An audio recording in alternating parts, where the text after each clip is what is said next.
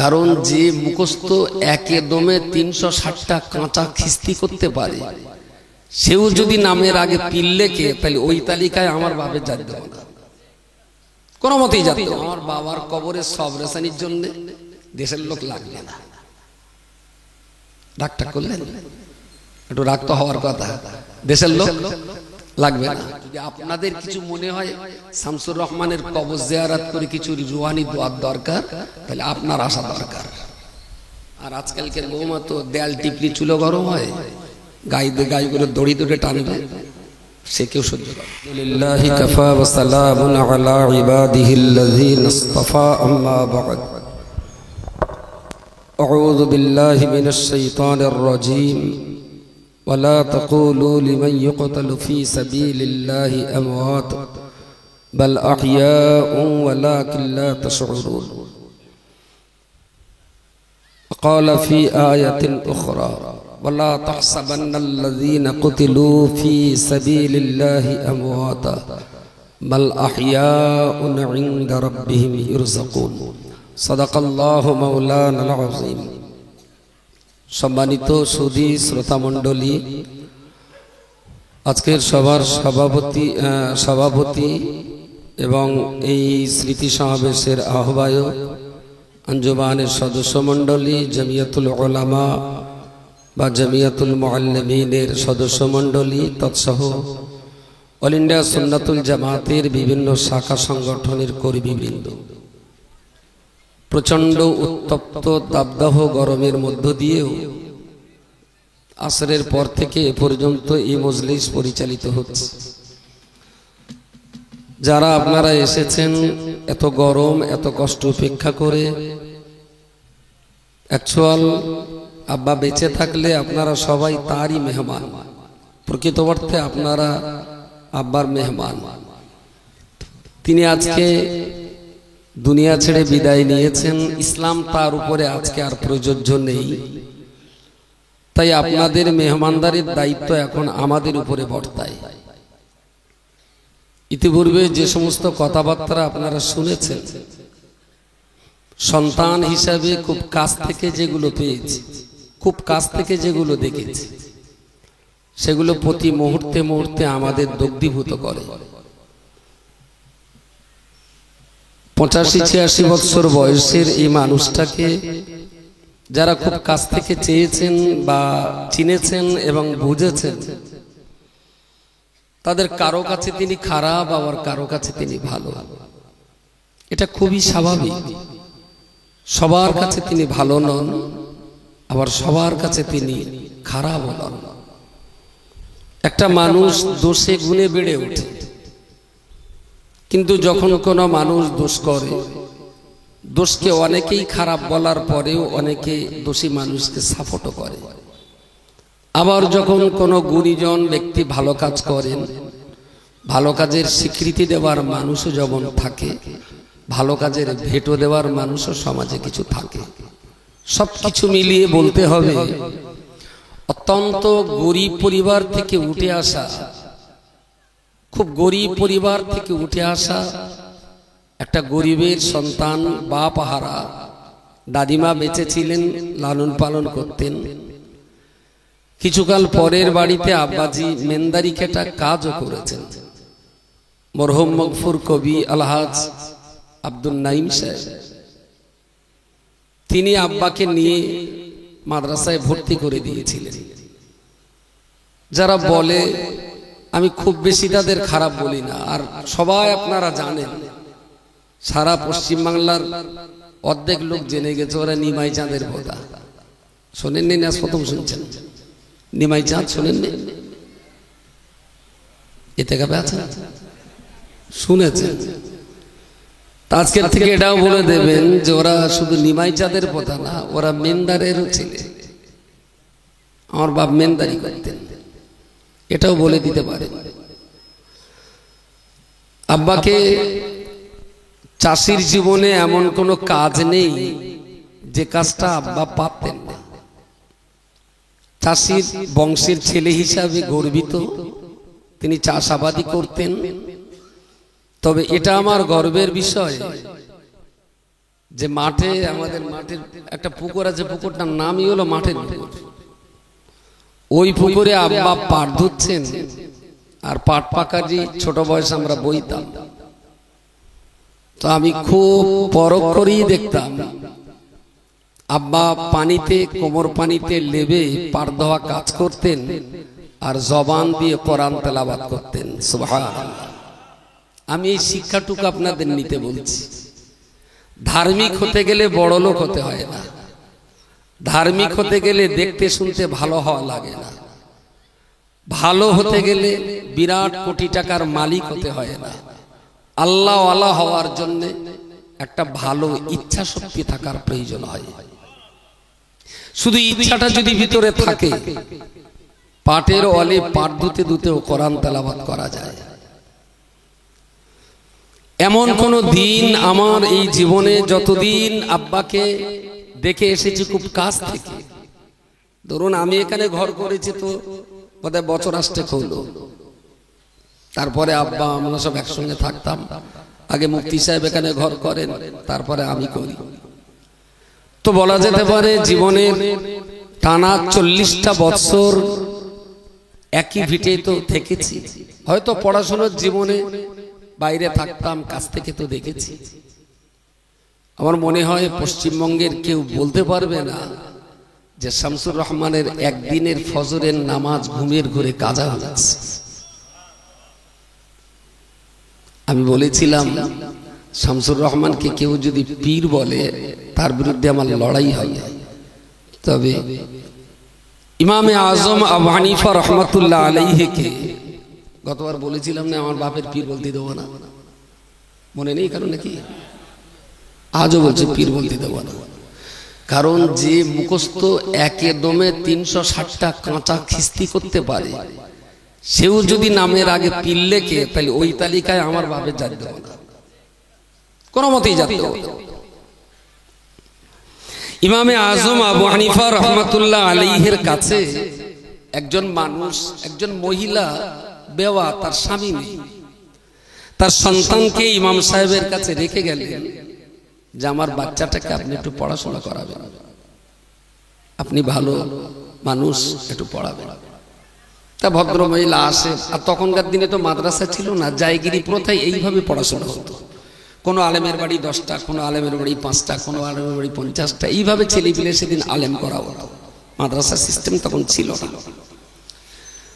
তো বেশ কয়েক বছর থাকার পর ভদ্রমহিলা এসে বলছেন আমার ছেলে বাড়ি নিয়ে যাও, আপনার কাছে আর পড়া। তা বলছে কারণ?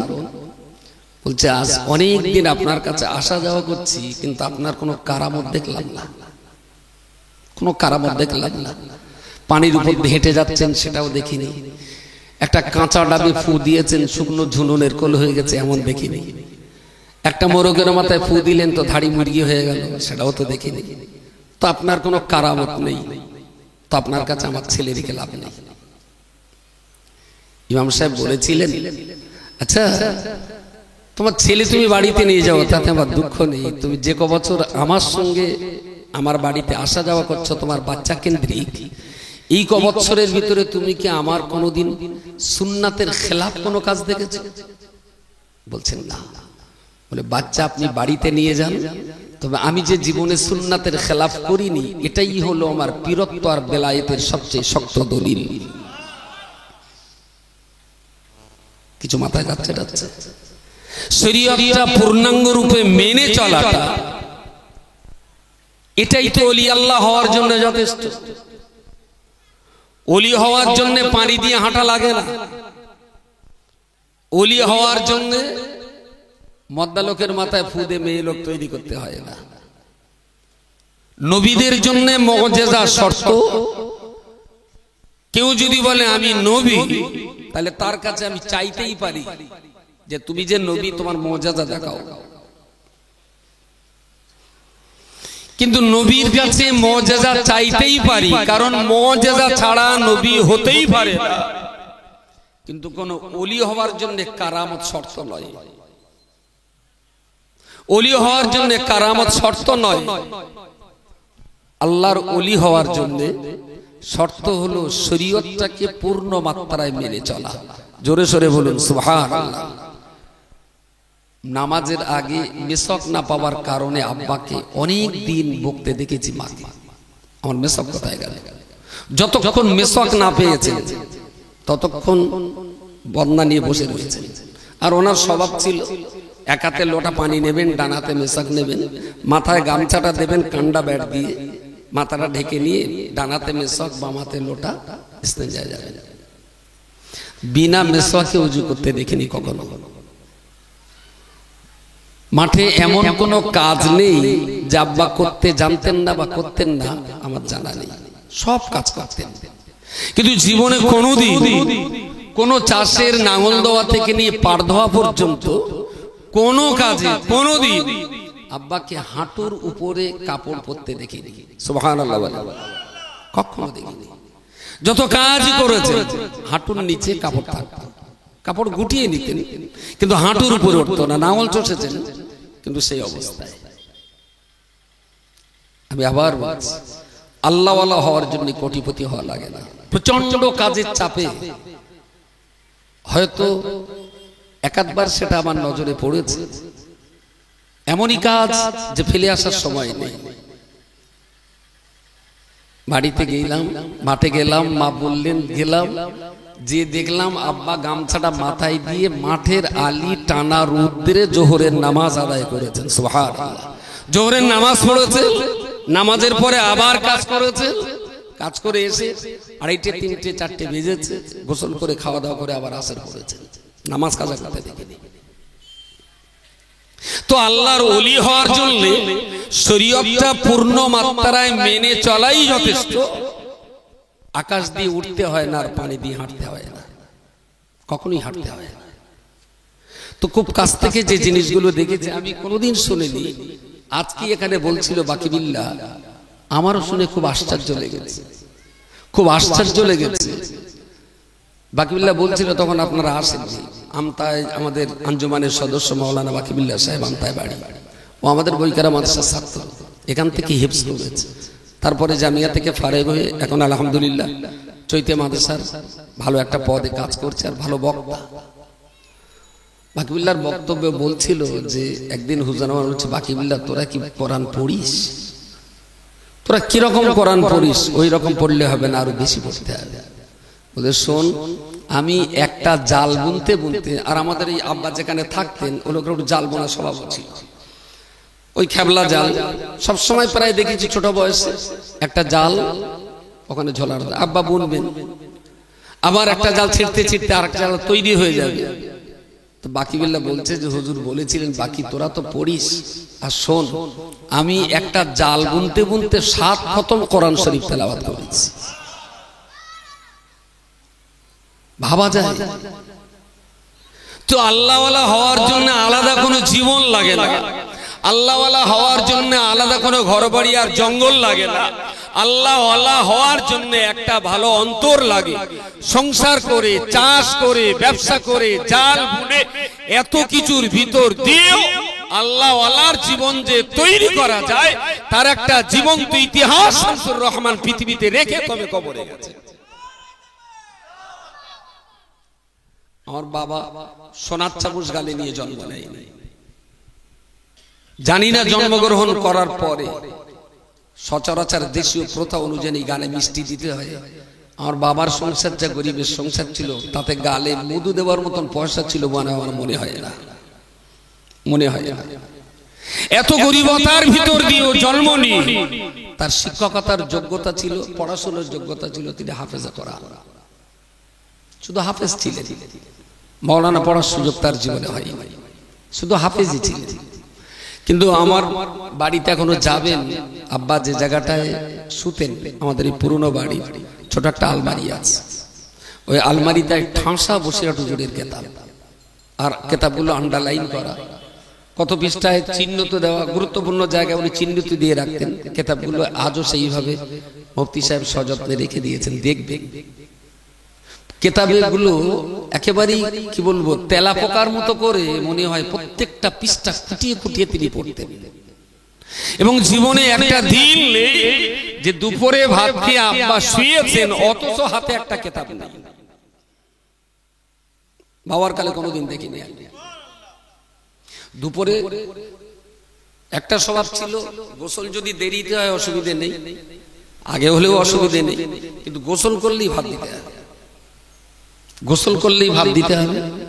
আর ভাত যত রকমের তরকারি হোক না কেন শেষে একটু দুধ আর মিষ্টি দিতে হবে। দুধ আর মিষ্টি, যার জন্য বাড়িতে গায়ে আমাদের পোষা থাকতো হালি পরে। আর মায়ের শরীরটাও তো সেই রকম আর গায়ে টানাটানির শরীরও নেই। আর আজকালকার বৌমা তো দেয়াল টিপলি চুলো গরম হয়, গায়ে করে দড়ি দড়ে টানবে, সে কেউ সহ্য করবে না। তা নইলে আমি বাচ্চা বয়স থেকে আমাদের বাড়িতে গাই গরু দেখে এসেছি। গাই গরু দুধ খাওয়া আব্বার খুব একটা নেশা ছিল। দুধ ছাড়া তিনি ভাত খেতেন না। খাবার শেষে একটু দুধ চাই, যে কোনো একটু মিষ্টি, সে গুড় হোক, বাতাসা হোক, চিনি হোক, একটু মিষ্টি একটু দুধ সর্বশেষ তার দিতেই হবে। আর খাওয়ার গোসল করলেই ভাত দিতে হবে। তাতে যদি তরকারি একরকম হয় তো তাই দিয়ে দিতে হবে। গোসল করার পরই নামাজ পড়ে ভাত খাবেন আর ভাত খেয়ে শুয়ে পড়বেন। তো সচরাচর যখন বাড়িতে থাকতাম আব্বার ওই গ্লাসটা ভাতের প্লেটটা দিতে হতো, দিতাম। তো জীবনে যতবার দেখেছি খেয়ে দিয়ে নামাজ পড়বেন, নামাজ পড়ে খাবেন, খেয়ে দিয়ে শুয়ে পড়বেন, তো চিতই শুয়ে হাতে একটা বই লাগবে। বই ছাড়া আমার বাপকে জীবনে কোনোদিন আমি দুপুরে শুতে দেখিনি। রেকর্ড মনে পড়ে। যদি আপনি রহমানিয়া স্মৃতি সমাবেশে এসে রহমানিয়া স্মৃতি সমাবেশে এসে যদি এখান থেকে কিছু না নিয়ে যেতে পারেন তাহলে তাবারুকটাই আপনার সম্বল। আপনি সন্ধ্যাবেলা এসেছেন কেন? রাত 11টায় না আসে? আপনার তো সন্ধ্যা থেকে এখানে আসার কোনো দরকার নেই। আপনার সম্বল যদি তাবারুক হয় তাহলে 11টায় এসে আপনি একগাল খেয়ে চলে যাবেন, কোনো অসুবিধা নেই তো। আর সেই সন্ধ্যা থেকে এখানে বসে রয়েছেন মানে এখান থেকে কিছু নিয়ে যেতে হবে আপনার। সেই নিয়ে যাওয়াটা কি? জীবনে কোনোদিন আমার চোখে পড়েনি যে আমিও বাড়িতে, আব্বাও বাড়িতে, আব্বা ফজরের নামাজ পড়েছে কিন্তু কোরআন শরীফ তেলাওয়াত না করে অভাব অনটনের অভাব অনটনের জাঁতা কোলে আষ্টে পিষ্টে বাঁধা থাকার পরেও ফজর বাদ 2-5 পারা কোরআন তেলাওয়াত না করে আব্বা কোনোদিন বাড়ি থেকে নিজে কাজে নামে না। যদি রহমানিয়া স্মৃতি সমাবেশ থেকে কিছু নিয়ে যেতে হয়, আপনাকেও তৈরি করতে হবে যে ফজরের নামাজ পড়ে 5 মিনিটের কোরআনটা পড়ে তবে অন্য কাজে হাত দেব। পারবেন? খুব কঠিন কাজ বললাম নাকি? আল্লাহওয়ালা হওয়ার জন্য আলাদা জীবন লাগে না, টাকা লাগে না, শুধু একটু ইচ্ছা লাগে, শুধু একটু ইচ্ছা শক্তি লাগে, আর কিছু লাগে না। প্রিয় নবী মুহাম্মদুর রাসূলুল্লাহ সাল্লাল্লাহু আলাইহি ওয়াসাল্লাম তিনি তো খুব গরিবের ঘরে জন্ম নেওয়ার আগে 4 মাস আগে আব্বা চলে গেলেন, 6 বছর বয়সে মা চলে গেলেন, 8 বছরে দাদু চলে গেলেন। কোরআন শরীফের পরিভাষায় বলা হয়েছে আলাম ইয়াজিদিকা ইয়াতীমান ফাআওয়া ওয়াজাদাকা দাল্লান ফাহাদা ওয়াজাদাকা আইলান ফাআগনা। আল্লাহ বললেন, ইয়া রাসূলুল্লাহ, আমি আল্লাহ কি আপনাকে এতিম হিসেবে পাইনি? আপনি কি বিশ্বের সেরা নিঃস্বদের ভিতরে সেরা নিঃস্ব, সেরা অসহায়, সেরা গরিব, সেরা এতিম, বিশ্ব সেরা নিঃস্ব ছিলেন আপনি? আমি আল্লাহই তো আপনার সাহারা হয়েছিলাম। বলুন সুবহানাল্লাহ। গতকালকে আবার শেয়াল হক্কা করবেন, ওই দেখো নবীর এতিম বলেছে, নিঃস্ব অসহায় বলেছে। অনেক শেয়াল আছে তো কালকে আবার হক্কা করবে। আরে রাসূলুল্লাহ এত গরীব, তিনি এতিম, তিনি নিঃস্ব, তিনি রিক্ত, তিনি অসহায়। মাস পেরিয়ে যেত তার চুলায় রান্না করবার মতো কিছু জুটতো না, আগুন জ্বালাবার প্রয়োজন হতো না। একটা খেজুরের অর্ধেকটা খেয়ে ইফতার করেছে, বাকি অর্ধেকটা সেহরিতে খেয়ে পরের দিন রোজা রাখতে হয়েছে। এগুলো কি জমিদার টাটা বিল্লা ছিলেন নাকি? তো এত গরিবতার ভিতর দিয়েও নবী প্রিয় রাসূল সাল্লাল্লাহু আলাইহি ওয়াসাল্লাম তিনি শুধু মুসলমানের দায়িত্ব পালন করেননি, মুসলমানের দায়িত্বের সাথে সাথে রিসালাত এবং নবুয়তের পূর্ণ দায়িত্ব তিনি পালন করেছেন। জোরে বলুন সুবহানাল্লাহ। আমি বারবার বলছি, ইসলাম কিন্তু গরিবতার ভিতর থেকে উঠে এসেছে, অত্যন্ত গরিবতার ভিতর থেকে উঠে এসেছে। আজকে আমরা খাবার কষ্ট নেই, আমাদের পড়ার কষ্ট নেই, মাখার কষ্ট নেই, গাড়ি চেপে বেড়াচ্ছি, খুব সুখে খুব খুব খুব জমিদারি হালাতে কাল কাটাচ্ছি। কিন্তু চোখ বন্ধ করলেই যখন পিছনের ইতিহাসটা দেখি না, চোখ বন্ধ করলে সব যখন মনে হয়, তখন এটাও মনে হয় যে এই অবস্থা চিরকাল কাটবে না। আবার আমার ছেলেপিলে না রে তার ছেলেপিলেদের আবার একটা সেই গরিবতার জায়গায় ফিরতে হতে পারে, অসম্ভব মোটেই নয়। আল্লাহ কাউকে অর্থ দিয়ে দেখেন যে দিনের উপরে থাকে কিনা, আবার আল্লাহ কাউকে অর্থ কেড়ে নিয়ে থাকেন দেখেন সে দিনের উপরে ঠিক থাকে কিনা। শুধু আপনাদের কাছে দোয়া এটা, আব্বা অত্যন্ত গরিবতার সঙ্গে জীবন যাপন করেছেন, খুব গরিবতার সঙ্গে। বোধহয় 4 বছর আগ পর্যন্ত তিনি মার্কেট ঘুরে ঘুরে বাজার করেছেন, 3-4 বছর আগ পর্যন্ত।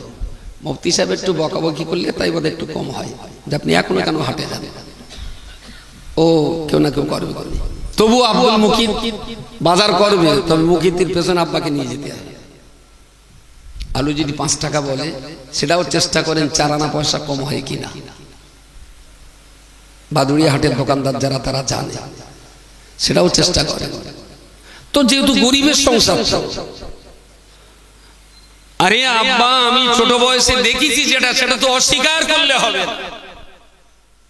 ধান কিনে দেবেন, ভোরবেলা উঠে মা সেদ্ধ করবেন, সেই ধান সারাদিন শুকোবে, বিকেল হবে আব্বা সেই ধান বস্তা করে নিয়ে ভাঙাতে যাবেন, সন্ধ্যার পরে সেই চাল বাড়ি আসবে কি সন্ধ্যার আগে, মা সেই কুড়ো আর চাল ধান একসঙ্গে ঝেড়ে দেবেন, আব্বা চালগুলো নিয়ে বাদুড়ে হাটে বিক্রি করবেন, করে আবার পরের দিনের জন্য ধান কিনে বাড়ি আনবেন, না হলে কোনো কোথাও দাওয়াত থাকলে সেখানে দাওয়াতে যাবেন, সকালে আবার মাটি অথবা বাদুড়িয়া থেকে ধান কিনে আনবেন। এই তো ছিল আমাদের সংসারের অর্থনৈতিক পরিকাঠামোর শুভ সূচনা, শুভ সূচনা। আর সেই সঙ্গে সঙ্গে আমরা একে একে পড়াশোনা করতে করতে এই স্কুলে, এই মসজিদের পাশে স্কুল, এই স্কুলে পড়েছি, ক্লাস 3-4 পাস করেছি, একে একে মাদ্রাসায়। মুফতি সাহেব 4 পাস করলেন, আব্বা তাকে দিলেন টোনা মাদ্রাসায়। আমি 4 পাস করলাম, আব্বা তুলে দিলেন চৈতে মাদ্রাসায়। সেজো ভাইটা 4 পাস করলো, তাকে আবার দেওয়া হলো মাদ্রাসায়। তার মানে যে একটু হাতের কাজ করার মতো নয় সে তখন বেরিয়ে যায়। তাহলে আব্বার যে অভাব, সেটা যে কষ্ট খাটাখাটনি থেকেই গেল। আমরা কেউ কিন্তু আব্বার হাতের কাজে লাগে না, কখনো কাজে লাগে না। বাবা ইচ্ছা যদি করতেন তাহলে আমাদের কয় ভাইয়ের যদি সেলাই কাজে লাগিয়ে দিতেন না, তাহলে আমার বাপের অর্থনৈতিক পরিকাঠামোর এত অভাব থাকতো না, থাকতো না। একদিন সেই এতে গিয়েছি, বোধহয় ওই দক্ষিণে কোথায় দাওয়াতে গেছি, তা ফেরার সময় চম্পাহাটি বাজারে, ওখানে ভোর 4টের সময় মাছের বাজার বসে। আর মাছ ধরাও একটা নেশা, মাছ কেনাও একটা নেশা। খাই কম কিন্তু নেশা খুব মাছের প্রতি। ঘুরতে ঘুরতে কেজি 6 কোথায় বড় একটা ভেটকি মাছ দেখেই তো আমার নেশা লেগে গেছে। নেশার ঘুরে পড়ে মাছটা কিনেছি বোধহয় 2400 টাকায়। এই বোধহয় বছর 7-8 হলো 2400 টাকার ভেটকি মাছ কিনেছি। কেনার পরে এবার চিন্তা হচ্ছে আব্বার সামনে লে যাবো কি করে। এই মাছ দেখলেই তো মুদাম তো বুকে লেগে যে জমিদারি চাল মারতে। আব্বা তো জীবনে গরিব মানুষের সংসার, খেটে খাওয়া সংসার, তো বাড়িতে এনে অন্য লোক দিয়ে মাছটা ওই বাড়ি পাঠালাম যে বকুক যা করুক আমার আড়ালে হয়ে যাক, আর বকা জকা যা হবে মার উপর দেওয়া যায়, আমার তো আর পাবে না। তা পরে শুনলাম প্রথমে একটু একটা দুটো হাঁকা দিয়েছে, তারপরে নিজে আবার সেই মাছ বেছে কুটে কারকে দিতে হবে, নিজে হাতে আবার ভাগ করেছে। তার মানে ভালো একটা জিনিস, দামি জিনিস কিনে আব্বার সামনে দিতে গেলেও খানিকটা ভিতরে ডর ছিল যে এত দামি জিনিস উনি সহজে মেনে নেবেন না। এত গরিবতার ভিতর দিয়েও তার উঠে আসা, নামাজ কখনো কাজা হয়নি, ফজর বাদ কোরআন কখনো কাজা হয়নি, সত্য কথা বলা থেকে তিনি কখনো বিরত হননি। জীবনের বিরাট একটা বড় পাওনা। যখনই শুনতেন কেউ কিছু ধার করেছি, আব্বা বারবার বলতেন আমি জীবনে কোনোদিন 5 টাকা ধার করে সংসার চালাই। আর এটাও মনে থাকবে যে আব্বার জানাজাতে ভুল ত্রুটির জন্য ক্ষমা চেয়েছিলাম আমরা, কিন্তু কারো যদি দেনা পাওনা থাকে তাহলে বলবেন শোধ করে দেবো, এই কথাটা বলিনি। মনে পড়ে? হ্যাঁ, দেনা পাওনার কথা বলিনি। যে কেউ যদি আমার বাপের কাছে কিছু পায় আপনারা বলবেন আমরা দিয়ে দেব, আলহামদুলিল্লাহ এই কথাটা বলতে হয়নি, কারণ আব্বার কাছে জীবনে বহুবার শুনেছি। আর আমরা দেনা করলে বকতেন, কখনো কখনো দেনা করেছি, আব্বা শুনে খুব বকতেন। আমি জীবনে কোনোদিন 5 টাকা দেনা করিনি, আমি তো দেনা করে খাই না। ওই আবুল হোসেন বাবু আছেন, বাবু আপনার দুটো কথা বললে ভালো ছিল। একেবারেই আব্বার খুব বন্ধু লোক, উনি আলু ব্যবসায়ী, বাদুড়িয়ার দোকানদার। বাদুড়িয়ায় গেলেই ওনার সঙ্গে একটা সময় কাটাতেন আব্বা। 10টা মিনিট যদি সময় পেতেন চাচার কাছে বসতেন। তো জীবনে কোনোদিন দেনা তিনি পছন্দ করতেন না, ঋণ দেনা কখনো পছন্দ করতেন না। পুরনো ভিটে যে ইট লাগানো আছে ওই ইট কিনে বাড়ির উঠোনে পড়েছিল। আমার তো মনে হয় 6-7 বছর তো হবেই, মুফতি সাহেব ভালো বলতে পারবে। 6-7 বছর ইট কিনেছে, পড়েই রয়েছে। দুটো বালিয়া সিমেন্ট কিনে ইটগুলো যে জোড়া দিতে হবে সে পয়সা জোগাড় হচ্ছে না। ইট কেনার অন্তত আমার তো মনে হয় 10-11 বছর তো হবে। 10-11 বছর পরে তারপরে আমাদের এই পুরনো বাড়ি যেটা আছে পাকা বাড়ি তৈরি হয়, 10-11 বছর পর। তো লম্বা চওড়া বলার কিছু নয়। আজকের এই স্মৃতি সমাবেশের মূল উদ্যোক্তা আঞ্জুমানে ওয়াইজিন। সন্তান হিসাবে নতুন ওয়াজ নসিহত করার কিছু নেই। এসেছেন যখন আব্বার ভালোবাসেন, মহব্বত করেন। আর আজকে যেই বিরাট কর্মকাণ্ড যা দেখছেন অল ইন্ডিয়া সুন্নাতুল জামাতে, এ বাজার তো তারই বসিয়ে যাওয়া, নাকি বলেন? এ বাজার তার তো বসিয়ে যাওয়া। কেরালা মডেল নিয়ে সবাই পাগল। যখন ফার্স্ট আমি কেরালাতে একবার যাই, তারপর ফিরে আসি, ওরা এখানকার ভিজিট করে রিপোর্ট করে পাঠিয়ে দিলেন। ওরা আমাদের 40 জনকে যেতে বললেন, 40 জন। আব্বাকে বললাম আব্বা এই ব্যাপার একটু যাবে? তাহলে খোকা কেরালায় কখনো তো যায়নি, তা চলো যাই। 40 জনের ভিতরে আব্বাও ছিলেন। তখন আমরা এখানে মডেল চালাবো কি চালাবো না, কিভাবে পারবো কি পারবো না, ওসব কিছু না। মডেলের ব্যাপারে প্রথম আমাদের সবচেয়ে বড় সফর হয় ওইটাই। 1 সপ্তাহ সফর ছিল, 40 জন গিয়েছিলাম। সে সফরে আব্বাও ছিলেন। তা আব্বাও খুব দেখে শুনে বললেন খোকা এদের পড়াশোনা সত্যি সত্যি খুব উন্নত, সুবহানাল্লাহ। তো উনি যখন বললেন তখন আমি একটু সাহস পেলাম। সঙ্গে আরো যারা ছিলেন তারাও বললেন জি না, এদের কাছ থেকে কিছু নেওয়ার আছে, এদের কাছ থেকে কিছু শিখবার আছে, কিছু সিস্টেম, কিছু নীতি, কিছু পদ্ধতি এদের কাছ থেকে আমার নেওয়ার আছে। আমি আজও বলছি পশ্চিমবঙ্গে আলেমের অভাব নেই, পশ্চিমবঙ্গে ভালো শিক্ষকের অভাব নেই, পশ্চিমবঙ্গে পড়াবার মতো অনেক ছাত্র আছে। পশ্চিমবঙ্গে সেই সঙ্গে সঙ্গে আরো একটা জিনিস খুব ভালো আছে, সেটা হলো অলস, অলস। বুঝতে পারেন? ভালো ভালো টিচার আছে এখানে, খুব ভালো ভালো শিক্ষক আছে। পশ্চিমবঙ্গ ভালো ইলমওয়ালা, ভালো আলেমও আছে, কিন্তু অভাব হলো সিস্টেমের, আর বাড়তি পাওনা হলো অলসতা। তো সেই সফরে আব্বা যখন মত দিলেন, আরো যারা ছিলেন আমরাও মতামত করলাম, ওদেরকে আসতে বললাম। এইভাবে বুঝবার চললো টানা প্রায় 11 বছর। তারপরে আমরা ফিরলে নামি তো 2017 সালে, ফিরলে নেমেছি তো 2017 সালে, আলহামদুলিল্লাহ। তো আঞ্জুমানে ওয়াইজিনের আহ্বানের আজকের এই মজলিস, মুফতি রজব আলী সাহেব এই জলসার আহ্বায়ক। সবাই বলেছেন এই জলসার কোনো দায়িত্ব আমি বিশেষ করে পালন করিনি, যা করার রজব আলী সাহেবই করেছেন। আর আমাদের গ্রামের নওজওয়ান যুবক ছেলে যারা, বিশেষ করে আব্দুল মুকিত, মাদ্রাসার দায়িত্ব তারই উপরে বর্তায়। আব্দুল মুকিত থেকে বাচ্চাদেরকে নিয়ে এই কাজকাম, এই আয়োজন, এই ব্যবস্থাপনা যা হয়েছে। আর সঙ্গে এটাও বলে দিচ্ছি, এই জলসার জন্য কোনো আম ভাবে কোনো মানুষের চাঁদাপত্র নেওয়া হয় না। আঞ্জুমানে ওয়াইজিনের আলেমরা টাকা দেন, আর জমিয়তুল মুআল্লিমিনের যারা আছে তারা টাকা দেন। আমাদের মাদ্রাসার ছাত্রগুলোকে আমরা বলেছিলাম, তোরা পারিস তো 1-2 টাকা দিস, যদি মনে করি হুজুরির এই সবাই অংশ থাকুক তাহলে ছাত্রছাত্রী তোরা 1-2 টাকা দিস। তারাও কিছু দিয়েছে।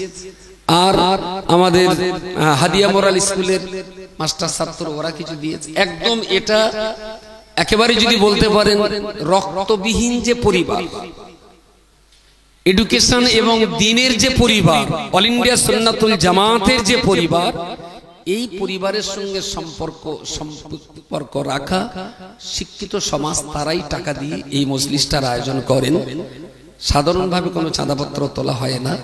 আগামী দিন আবার এই সভা হবে কি না সেটা রজব আলী সাহেব যেহেতু আহ্বায়ক, উনি একটা ঘোষণা দেবেন হবে কি না। যদি হবে বলে তাইলে হবে। আর আমি খুব অহংকার করছি না, আল্লাহ শুকরিয়া আদায় করছি, আমার বাবার কবরের সব রেসানির জন্য দেশের লোক লাগবে না। রাগটা করলেন, একটু রাগ তো হওয়ার কথা, দেশের লোক লাগবে না। মুফতি সাহেবের বড় ছেলে হাফেজ মাওলানা মুফতি, ঠিক আছে, আমার বড় ছেলেটা হাফেজ, মেয়ে ছেলেটা ফাজেল পড়বে এবার। আসাবুল আমার সেজবনির ছেলে, বড় দুলা ভাই হাসান ভাইয়ের 2 ছেলে নাজমুল এবং আমিবুল, ওরা 2টো মাওলানা হাফেজ।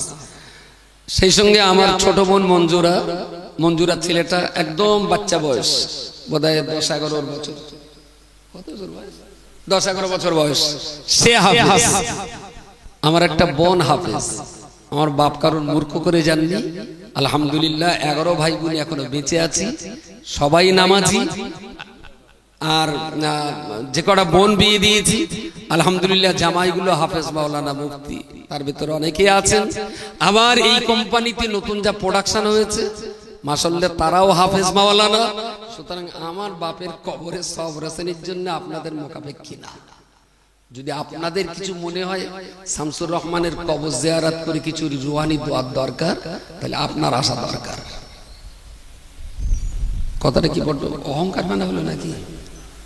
অহংকার? আমি অহংকার করছি না, আল্লাহ শুকরিয়া আদায় করছি। দেশের জনগণ যে যতই করুক না কেন, আমার বাবার রুহের সওয়াব রেসানির জন্য বেটা বেটি নাতি নাতনি ভাগনা ভাগ্নি পোতা পুতনিদের দোয়া মরা লোকের জন্য যতটা উপযুক্ত আর গ্রহণযোগ্য, অন্যের দোয়া ততটা গুরুত্বপূর্ণ নয়। সেই জন্য আপনাদের ছেলে মেয়ে হাফেজ করুন, মাওলানা করুন, কোরআনের শিক্ষা দিন, আপনার প্রতি আপনার জানাজা পড়াক, আপনার জীবন সার্থক হোক। বাকি দোয়া দানি আপনার বাপের জন্য আমরাও করব, আমার বাপের জন্য আপনিও করবেন। এটা সৌভাতৃত্বের নমুনা। শেষ করছি আমি, মুফতি সাহেব রয়েছেন, তিনি শেষ দোয়া সব রাসানি করবেন। এই কাজের আয়োজক ব্যবস্থাপক সবাইকে আন্তরিক শ্রদ্ধা নিবেদন করছি। খাস করে আমাদের এই গ্রামের যারা নওজওয়ান যুবক কর্মী যারা, তাদের জন্য দোয়া করবেন, আল্লাহ তাদের দ্বীন ও ঈমানের উপর ইস্তেকামাত রাখেন। আর মার জন্য একটু দোয়া করেন। মা আলহামদুলিল্লাহ ভালোই আছেন, হাঁটুতে আর কোমরে একটু ব্যথার জন্য মাঝে মাঝে কাছে আমার দ্রুত আবেদন। কবে সে 10ই জ্যৈষ্ঠ আমাদের আর একটা মাদ্রাসা, মেয়েদের মাদ্রাসা সৈয়দাতুন নেসা বালিকা মাদ্রাসা, ওটা অল ইন্ডিয়া সুন্নাত জামাত প্রতিষ্ঠিত এবং পরিচালিত। 10ই জ্যৈষ্ঠ তার ইসালে সওয়াব। একবার কারবাইটির সময় না ফেললি, 10ই জ্যৈষ্ঠ ইসালে সওয়াব। এখন তাই এই গরম জানি না তখন কি হবে।